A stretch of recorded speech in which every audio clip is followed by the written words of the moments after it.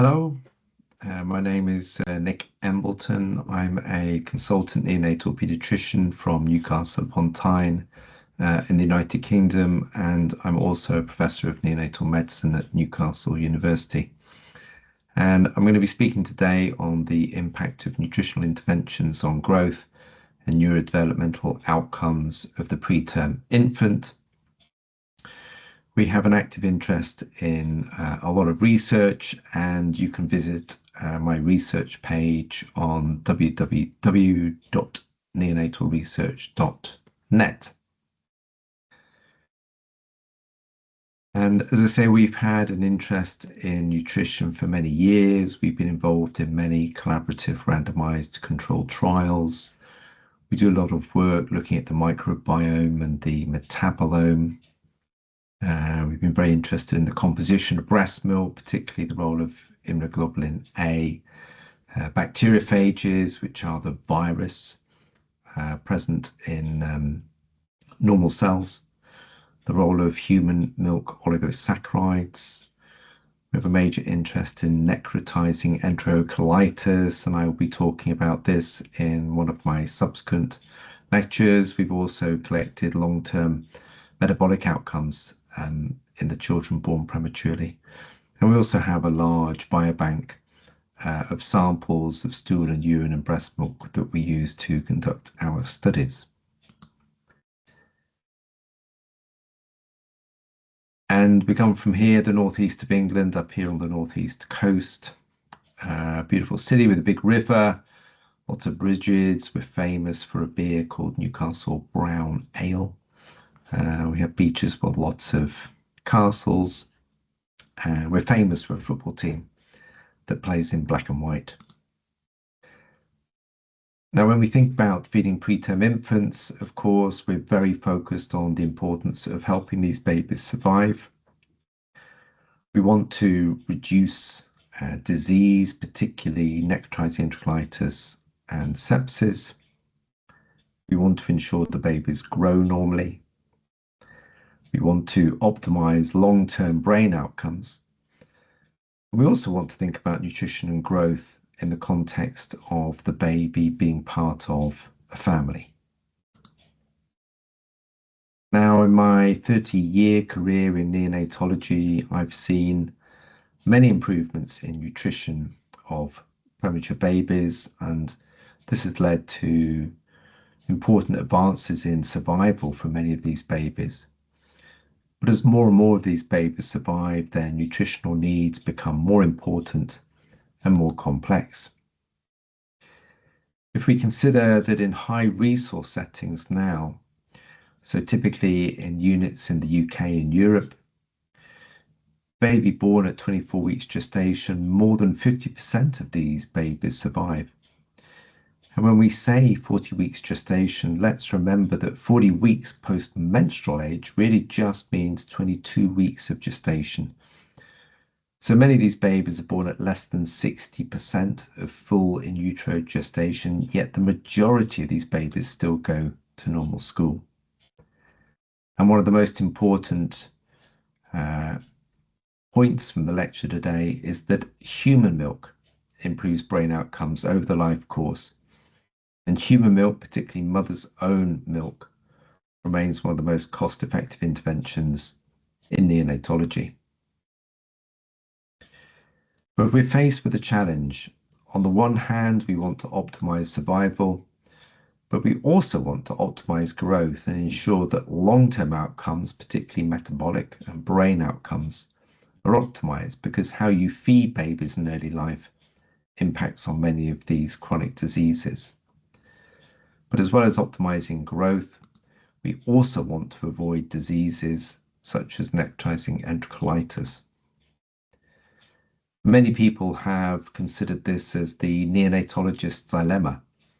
How do we feed for growth whilst avoiding NEC? But I think it's possible to do both of these things at the same time. When I talk about preterm babies, let's remember that there is a vast range of premature babies that we are then talking about. In our units, babies born at 22 weeks weighing only 400 grams, present us with an important challenge, but even babies born at 36 weeks at 3,000 grams are still considered to be premature. So preterm infants are a very heterogeneous population. We're involved in looking after very small babies recovering from critical illness, larger babies, but also those affected by fetal growth restriction. And all of these different factors impact on gastrointestinal function, how nutrients are absorbed and assimilated into new tissue. And all of these are dependent on metabolic capacity. For example, the body's ability to control glucose or lipid homeostasis. All of you will be familiar with the neonatal intensive care unit. And these are some of the factors that must be considered on a day-to-day basis when caring for very premature babies. What sort of ventilatory mode should we be using? How much oxygen? Should we be placing central venous access lines? How much fluid should we give the baby? Where should we keep the oxygen saturations? What's the normal level of blood pressure? What inotropes should we use if they're needed? How many days of antibiotics should we do? Should we repeat some of the blood tests? How often do we take blood gases? So lots of things for us to think about. So neonatal intensive care is complicated. And there tends to be a focus on cardiorespiratory care and a general lack of focus on nutrition. And quite often I wonder that if we actually had a nutrition monitor, whether we might be able to do a better job. We record cardiorespiratory status on a second-by-second basis. But often people don't stop to think about the nutrition that they're providing babies. And I do imagine what things might be like if we were able to have a nutrition monitor that every day could monitor how much protein and energy we gave the baby, whether we were meeting their micronutrient needs, their electrolytes, but we don't have a monitor like this. So malnutrition on the neonatal unit is common. This might be because we don't know what to do, or we don't know how to do it best. So first of all, one of the major challenges is that people don't think enough about nutrition, or maybe people are not interested in nutrition. It may be that we don't know what to do, or we can't do it. Maybe we're not aware of the guidance. Maybe it's difficult to provide all the bionutrients. Maybe our parenteral nutrition solutions are not ideal. But of course, one of the common reasons is that all of these babies are sick. They have complex illnesses. They have metabolic intolerance, feeding intolerance, and they present technical challenges.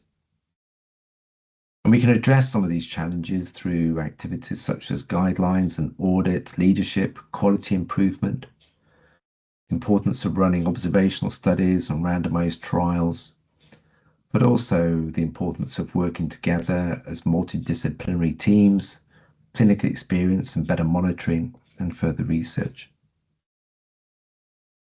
Now, brain development in preterm babies is very complicated.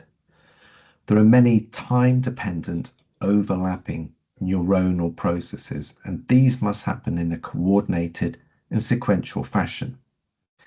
And if you don't do them in the right order because you do not provide sufficient nutrients, it's not possible to go back and do these steps again. And then all of us are aware of the multiple different brain domains, the cortex, the basal ganglia, the cerebellum. And all of these complex features are important in terms of later life complex cognitive, motor, and behavioral function. But I say it's important to remember that if you don't provide nutrition at these critical phases, it's not possible to go back and start again. So nutrition impacts on neurodevelopment, promoting health and avoiding disease. And there are many things that we need to consider: the speed and timing of milk, which types of milk we should give, the role of the gut-brain axis and probiotics, different recommendations for micronutrients and macronutrients, the role of human milk, particularly mother's own milk, MOM, or donor milk, the role of functional bionutrients, and also how we do nutritional assessment. Now, brain development in humans is quite different to that in other mammals. Between 24 weeks gestation and 2 years of age, humans acquire about 85 to 90% of their final adult volume. In most other primates, what we see is that the rapid period of brain growth happens prior to term. So in the black line, you can see that most primates have undergone the brain growth spurt before term-corrected age, and they're born relatively mature.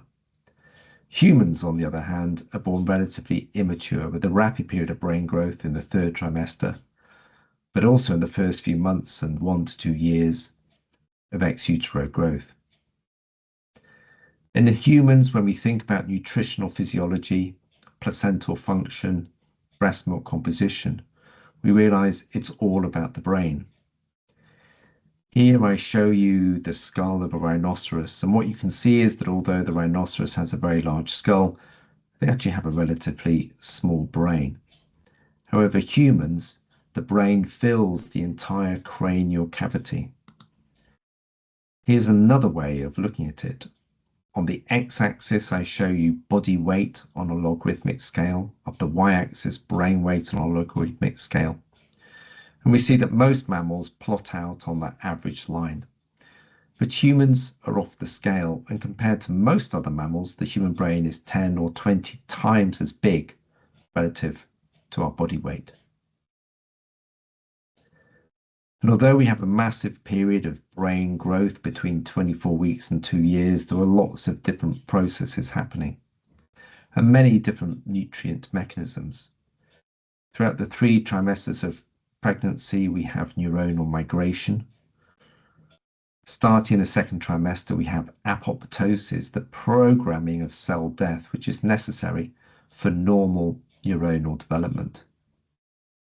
And then starting in the 2nd and 3rd trimesters, we have these important activities of synaptogenesis, which runs through into early childhood, and myelination, which may not complete until we're 20 years of age.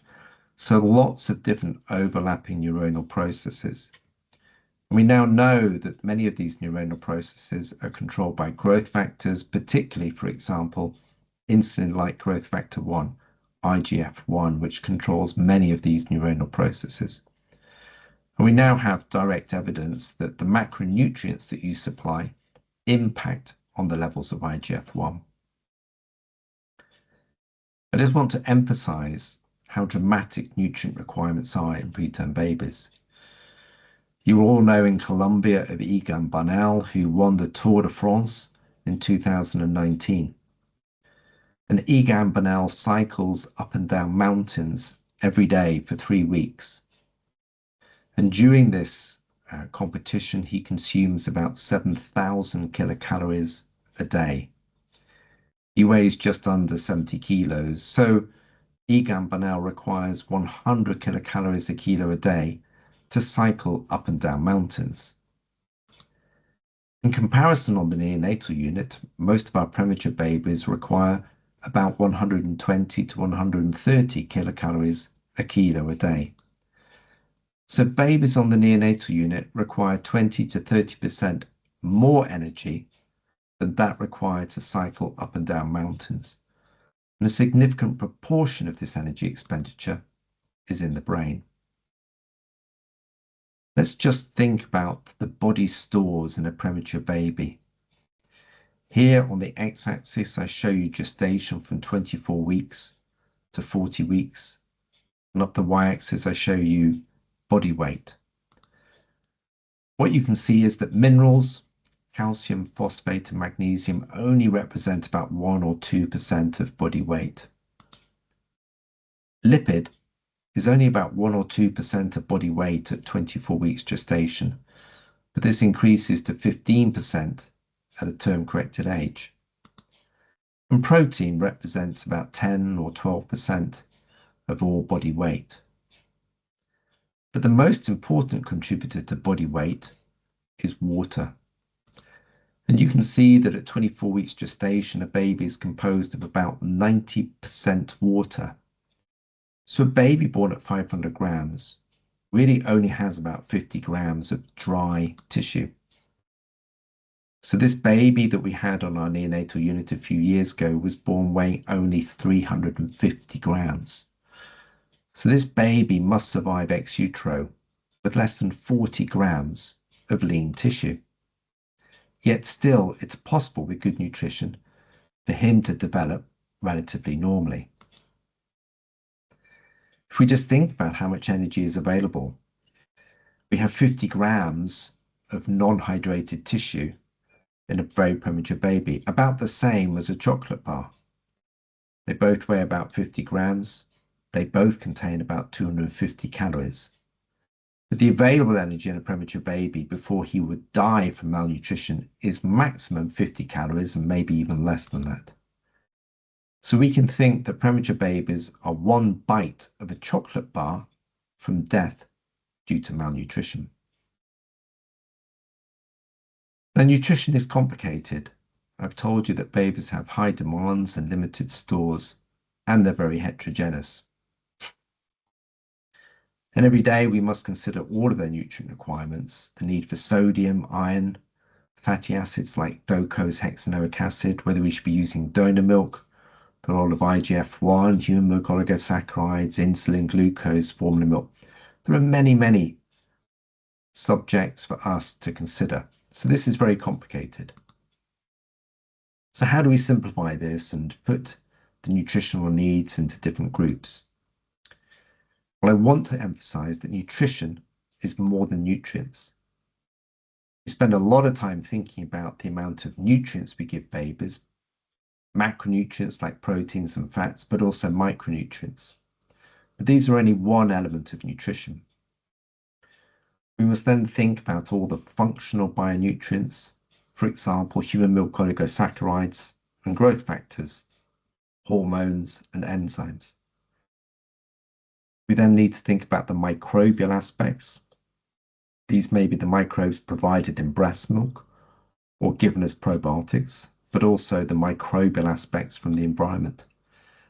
And then we need to think about all of the technical aspects, how quickly to feed, what type of gastric tubes to give, but importantly, all of the socio-behavioral aspects of feeding and nutrition, such as taste, but also our beliefs in what is important and the behaviors of staff and of parents. So is the amount of macronutrient we give babies in early life important?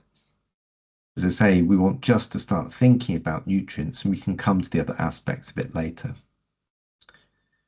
Well, this study was conducted in Sweden about 10 years ago. On the x-axis, I show the average energy intake for each of the babies over the first 4 weeks of life. So you can see here, babies who get on average 80 kilocalories a kilo, which we know is too low, up to around about 140. And then plotted on the y-axis, I show the risk of retinopathy of prematurity. And here you can see a direct correlation between the amount of energy we give and the risk of retinopathy of prematurity. So the babies who are getting less energy intake over the first 4 weeks have a much higher rate of retinopathy of prematurity. So for every extra 10 kilocalories a kilo a day we give these babies in the first week, we can decrease the risk of retinopathy by 24% after we control for confounders.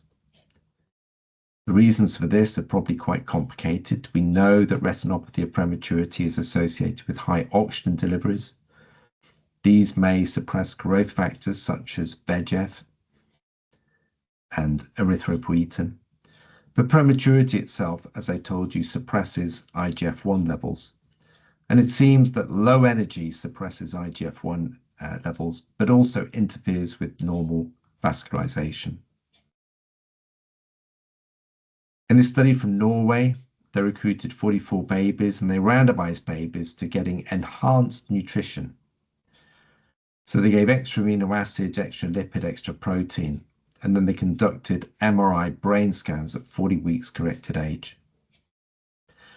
Compared between the enhanced group and the standard group, the enhanced group put on weight a bit more quickly and they lost less standard deviation scores, so their heads grew better.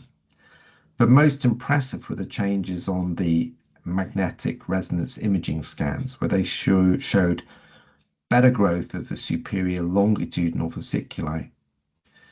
So here are the MRI brain scans. The green is the normal white matter skeleton that you see. But in orange and yellow here, you see the difference between the enhanced nutrient group and the standard nutrient group. We can see significant extra growth of key parts of the brain where the babies had enhanced nutrition. Next, I'm going to show you the relationship between early milk diet and intelligence quotient, IQ, in adolescents. And this comes from studies conducted by Alan Lucas in the 1990s. Here, babies were randomized to get a standard diet made up of standard term milk formula or donor milk versus a high nutrient intake group with preterm formula. And they looked at babies, children, who were neurologically normal at 8 years of age, and they conducted a Vechsler and they looked at MRI brain volume. And they compared the standard group with the lower nutrient intakes with a higher nutrient intake group. And what they showed was that 16 years of age, babies getting a higher intake group had 8-point higher verbal IQ, a highly significant difference from an intervention that only lasted for about 4 or 5 weeks. They also showed no difference in overall brain volume at 16 years of age, but significant differences in the size of the caudate nucleus. And we see a larger caudate nucleus in the babies on the higher nutrient intake groups. So how we feed babies in the first few weeks has an impact on brain development 16 years later. Now you might want to know how many nutrients babies need. This would take a very long time to go through and would be very uninteresting. So if you want advice on exactly how many nutrients babies should get, you can go to our course on enteral nutrition in preterm infants based on the ESPGHAN guidelines. And you can access this free for 4 weeks via FutureLearn. But this is really designed for people working in the neonatal unit. It does not cover postnatal discharge requirements. What about thinking about whether we should be using breast milk or formula? Well, we know that babies fed breast milk have better brain development in later life based on MRI scans. And we also see babies feeding on breast milk have a lower rate of necrotizing enterocolitis. And we know that necrotizing enterocolitis impacts adversely on brain development. So here we see adolescents who are born preterm, now 15 years of age. And what we can see is that the amount of mother's breast milk they receive 15 years later is associated with verbal IQ, full-scale IQ, white matter volume on the MRI with a dose-response effect. There's also evidence from more recent MRI studies. 68 infants born less than 32 weeks gestation. And they looked at the impact of being fed breast milk, and they showed higher brain volumes, particularly of the amygdala and hippocampus, cerebellum, and better white matter organization. Here in another study, they looked at 47 babies less than 33 weeks who were MRI'd at 40 weeks. And they showed that the babies receiving exclusive breast milk for at least 75% of all of their days on the neonatal unit had better connectivity. They had larger corpus callosums, larger corticospinal tracts. And you can see this here, babies getting at least 75% have more connections compared to those on formula. But this is a dose response effect. So you can see that those getting more than 90% of their days receiving breast milk, you can see even greater connectivity. Let's look at the relationship between breast milk and 7-year outcomes. So 180 babies, they looked at the impact of breast milk in early life. And they showed that 7 years later, the babies receiving more breast milk have better performance, IQ, working memory, and motor function.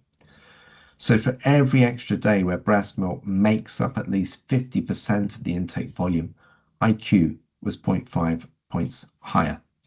So breast milk intakes have a lifetime impact on brain development. So as I've said, nutrition is more than nutrients. We need to think about functional bionutrients, IGF-1 and enzymes. We need to think about microbes and all the technical and socio-behavioral aspects. So macronutrients help improve long-term brain outcomes. We know this is also true for mother's own milk. Maybe these effects operate via the gut-brain axis. And there are multiple socio-behavioral aspects and sensory aspects of feeding that we need to think about. I'm not sure how widely used donor human milk is in South America. I know it's very widely used in many states in Brazil. I'm not sure how widely used it is in Colombia. But in this study from America that was published last year, babies were randomized to receive either donor milk or preterm formula if there was a shortfall in mother's own milk. And what they see is no difference between donor milk and formula on brain development at 2 years of age. So these are very small babies, but they tell us that donor milk does not provide any brain advantage at 2 years of age. So they saw no difference in mortality, but significantly babies fed donor milk seem to have a much lower rate of necrotizing enterocolitis compared to those fed formula. Doing these studies is very hard work. They did see babies grow more slowly with donor milk, and generalizability to other settings is challenging. But this persuades us that donor milk may not improve brain development, even if it reduces necrotizing enterocolitis. Here's another important study from Canada 10 years ago. All the babies get mother's own milk, and then they were randomized to either getting donor human milk or preterm formula. Again, this study showed no difference in brain development at 18 months of age. But again, they see a lower rate of necrotizing enterocolitis in the babies receiving donor milk compared to formula. This is a Dutch study with a similar design. Babies randomized to either donor milk or preterm formula.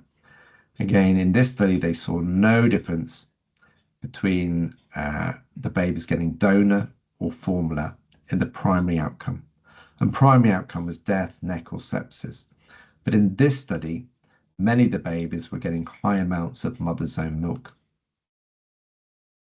When we put all these studies together in a meta-analysis, we see that some of the studies have good quality, whereas others have a higher risk of bias. Seems to be that some of these studies may not have been published. But when you put the data together, there's no evidence that donor milk has an impact on developmental outcome at 24 months of age. So we might be interested in how human milk improves outcomes in these babies. Well, when I first started neonatal medicine back in the 90s, I thought that we fed babies milk, and this was really just a food, that it passes through the gastrointestinal tract. We suck out the fluid and nutrients, and then we produce waste at the other end. But in the last 30 years, we've learned a lot about feeding premature babies, and we've learned that breast milk is very much more than just fluid and nutrients. We need to be better understanding the metabolites, the microbes, the hormones, and the immune systems. And so we must think that nutrition is more than nutrients, and that breast milk is more than food. Now, there are lots of different components in breast milk that might be associated with better outcomes. And when we think about what's in milk, we can understand the macronutrients, different types of amino acids and proteins, compounds such as lactoferrin or human milk oligosaccharides. And all of these different compounds in human milk impact on gut microbial metabolism. And the microbes in your gut are then responsible for creating lots of different nutrients and metabolites, short-chain fatty acids, a range of amino acids, bile acids, vitamins, and signaling molecules. So this is a very complex pattern here. We've looked at this in a bit more detail, trying to understand the relationship between different components of milk, both immunoglobulin A and human milk oligosaccharides and short-chain fatty acids. So we know that microbes are swallowed from the picked up from the mother's breast or in the milk, and these are swallowed, that these impact on levels of components like lysozyme, interact with microbes. We know that the IgAs interact with microbes. We know that the number of human milk oligosaccharides impact on bifidobacterium. So this is a very complex process that's happening in the gut, but it emphasizes that microbes are critical to brain outcome in these babies. So nutrition is more than nutrients. Preterm infants are heterogeneous. They have limited stores, high demands, and macronutrients really matter. Human milk is a complex composition. It impacts on the microbes. It affects gut health, gut function, and risk of necrotizing enterocolitis. But it also results in better brains. So how do we assess nutritional intake in preterm babies? Well, if I ask people to assess nutritional status in a baby, many of my resident doctors look a bit confused. They're not really quite sure how they should assess nutrition. If I ask my residents to assess respiratory status, they will talk to me about respiratory rate and cyanosis, what the chest sounds like, how much oxygen the baby needs. If I ask them to assess cardiovascular status, they will measure the blood pressure, they might do an echocardiogram, they might do some blood gases. But when it comes to nutritional status, people look a little bit confused. They're not quite sure what they should be looking for. If I'm lucky, they may measure the baby's head and plot the baby's length and weight. And they may ask about taking a blood test. And I think many people assume that there might be some blood test that will tell you whether the babies have good nutritional status. And they hope that you will get a biochemistry report that will tell you whether there's a problem with protein or energy or vitamins. But actually what you get is this kind of report from biochemistry. And this type of report does not exist. It's not possible to do a blood test to tell you whether you have been given sufficient energy or sufficient protein. So the way that we can assess nutritional status is the A, B, C, D, E approach. So A is for anthropometry. We need to measure the baby's weight, length, and head and plot it on a growth chart. We need to think about bloods and biochemistry. There are a few blood tests, electrolytes and hemoglobin, that might be important in certain conditions. We can assess the baby's clinical status, whether there's evidence of malnutrition and wasting, the condition of the skin, whether the baby is very growth restricted or has complex disease. We can calculate dietary intake for protein and energy, the actual amount the babies receive rather than prescribed. And then we can think about E, environment and evaluation. What are the resources available? How much support is the mother getting for lactation? Are you practicing kangaroo mother care? Is the baby ready to feed? And then make a plan with all of the team, and importantly, include and explain and update parents so that they understand what we're doing. And if you want to see an example of nutrition assessment, we've published this in Archives Disease. You can download a simple pro forma that you can fill in. And this shows you the ABCD approach. So we have anthropometry here, the baby's birth weight and weight gain, head circumference, recent biochemistry, where you can get people to think about the clinical condition, whether the baby has rashes or stoma. D is the dietary intake, how much parental nutrition, how much enteral nutrition does the baby have? And then some evaluation environment. Are we actually able to match needs in these babies? I just want to emphasize the E, the environment that the babies have to live in. And this is important. So for this study that came out of Mexico a few years ago, they noted that excess light is harmful to developing animals, can cause retinal damage. But also, as you can imagine, excess light may be stressful for premature babies. In utero, the fetus experiences circadian rhythms, but many of these are disturbed on the neonatal unit. So in this Mexican study, they randomized babies to standard treatment or light-dark cycling for 12 hours overnight. They included almost 300 babies born prematurely with a mean birth weight of 1,600 grams. And they kept things dark by putting the baby under a plastic dome that they could then put a blanket over and make the baby dark. And here I'm going to show you the results between the standard group. This is melatonin, which is a hormone associated with sleep. You can see that in the standard group, there's no difference in salivary melatonin between the day and night times. Whereas in the infants who had cycled light, you can see that melatonin was much higher at night time. When they looked at food intake, they see in the black line the intervention, the cycled, light cycled group, more food intake, and better weight gain during hospital stay. So cycling light appears to be beneficial.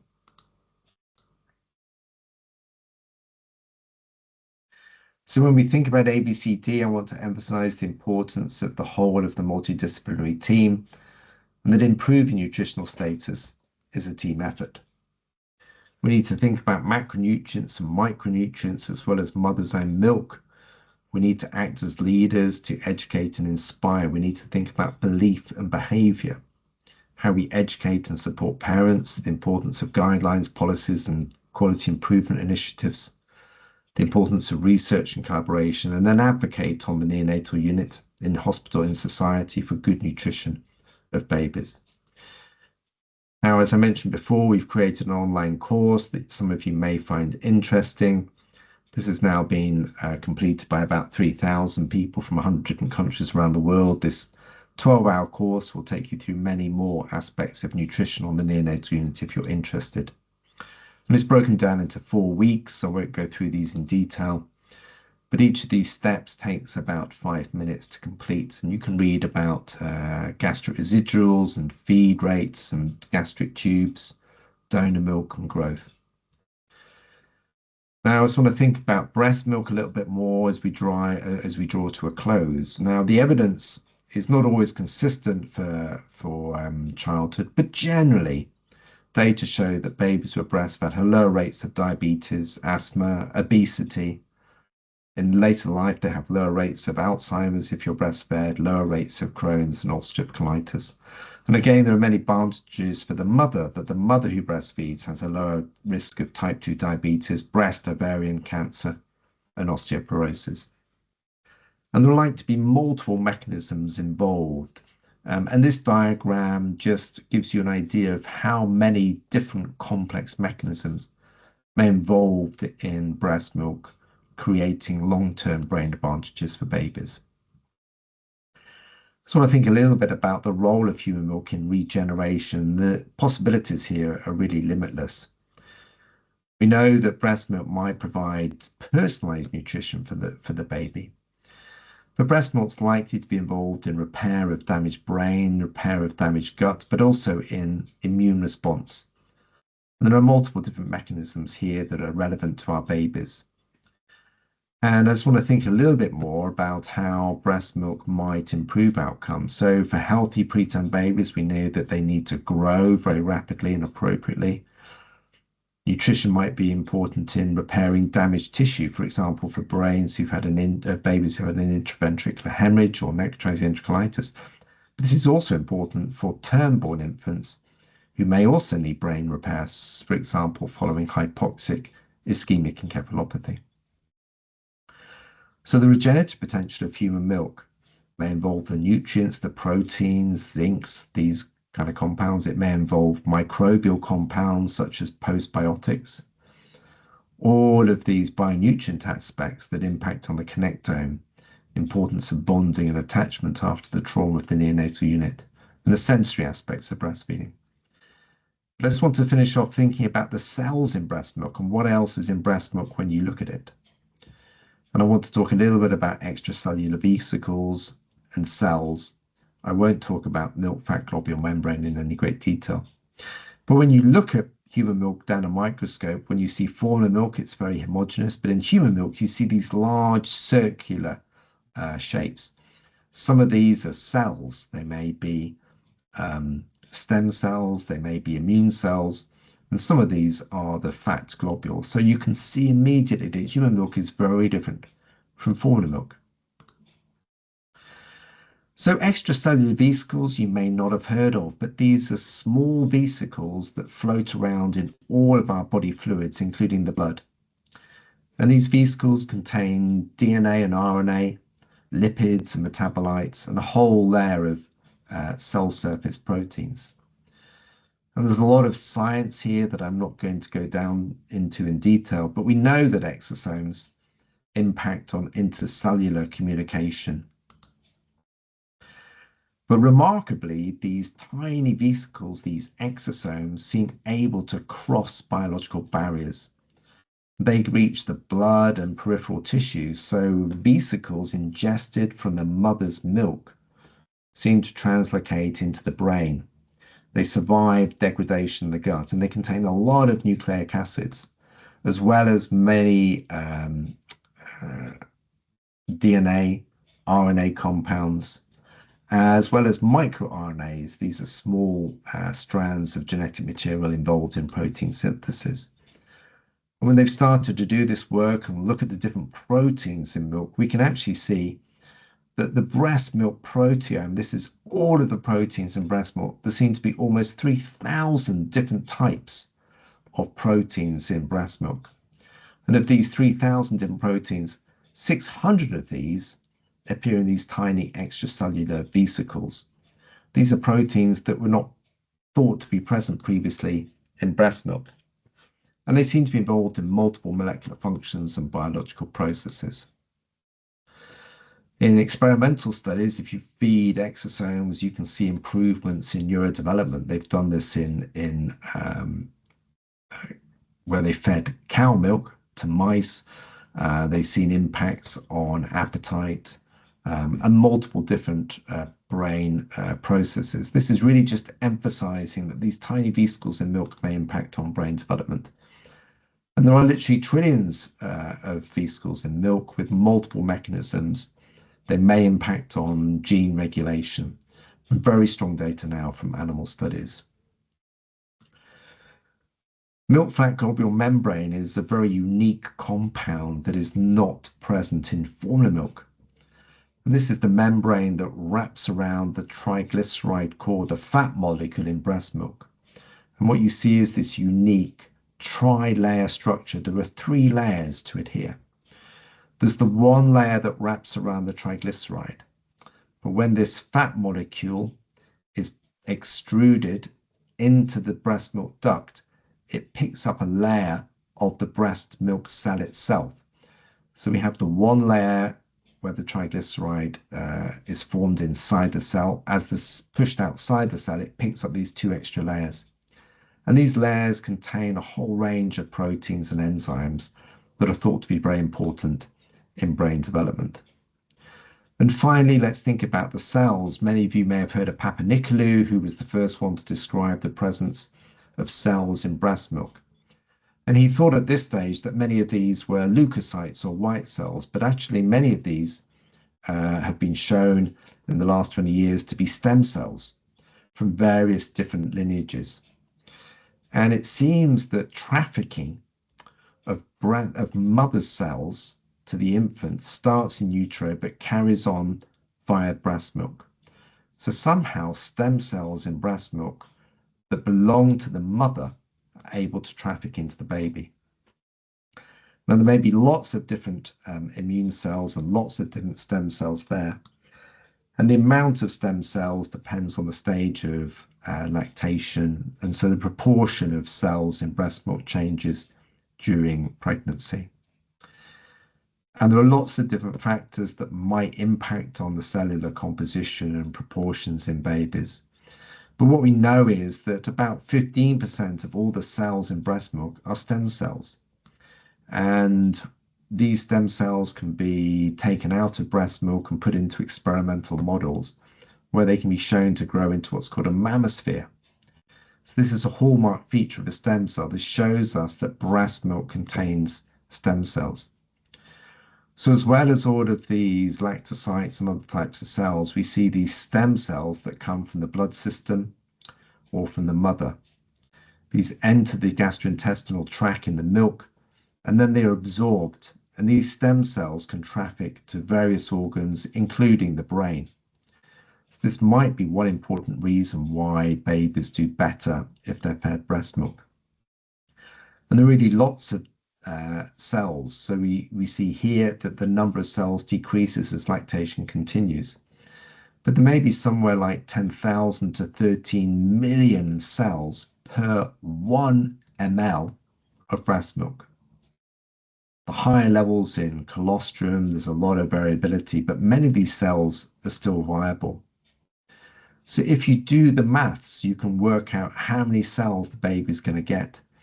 And it seems that if you estimate milk consumption to be between about 470 and 1300 mils a day, you can estimate that some of these babies are getting up to 1,000,000,000 viable stem cells a day. So every time a baby swallows a mouthful of breast milk, this baby is likely to be getting thousands to millions of stem cells with every swallow. I'm not going to go through this in detail, but we can show in experimental models that the number of stem cells impact on the growth of the neurons, brain neurons in various models. And there's even been small studies looking at whether intranasal administration of stem cells, of breast milk, which sounds to me almost like space age, whether putting these cells in the nose may traffic to the brain. Now, this is very experimental. I'm not suggesting you do this, but I think it shows you the excitement that there is around the potential role of stem cells in breast milk. So what is it in breast milk that really makes the difference to the brain outcome? Well, here in white and black, you see the compounds present in normal formula milk. But appearing here in color are all of the additional compounds that don't really feature in formula milk. Lots of nucleotides, leukotrienes, thromboxanes, a whole range of sphingolipids, sphingomyelins, lots of different cholesterol compounds, as well as vitamins and trace elements, a whole range of amino acids, lots of different enzymes and hormones. None of these appear in formula milk. Thyroid hormones, oxytocin, IGF-1, IGF-2, as well as lots of different human milk oligosaccharides and stem cells and immune factors. So none of these components that you see here in color appear in formula milk currently. So lots of reasons why we should be positive about focusing on supporting breast milk at all stages in these babies. Thank you very much for your attention. And I hope towards the end of the course to have an opportunity to discuss some of these aspects in more at a question and answer time. So thank you again for your attention.